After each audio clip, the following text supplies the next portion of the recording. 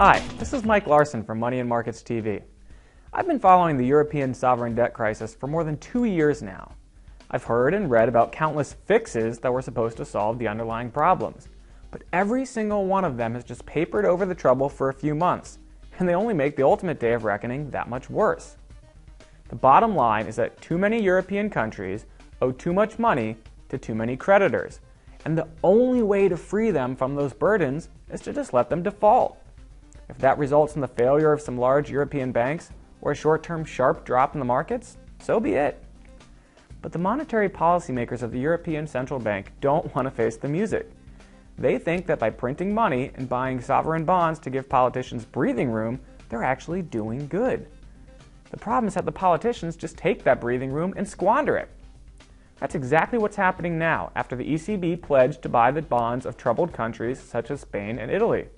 Sure enough, the yields on those bonds dropped. But as soon as they did, Spanish and Italian politicians started backpedaling on reforms that would improve their debt and deficit situations. So now, once again, we're back where we started.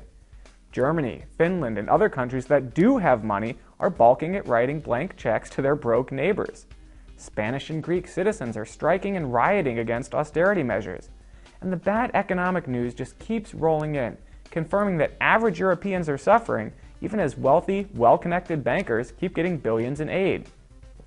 And here in the US, things aren't so different.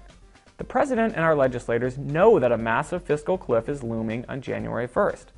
They know that we keep running annual deficits of $1 trillion or more, and that our total debt load has now eclipsed $16 trillion. But they're doing nothing to solve these problems. Instead, the Fed is acting just as irresponsibly as the ECB, printing more and more money, most recently in the form of what I call QE eternity. And that's preventing the kind of interest rate or stock market shocks we need to force the politicians to actually do their jobs. Now, I've been arguing for a long time that the state of affairs is simply untenable, and the markets may finally be starting to pay attention. Stocks suffered their worst one-day drop in 2 months this week.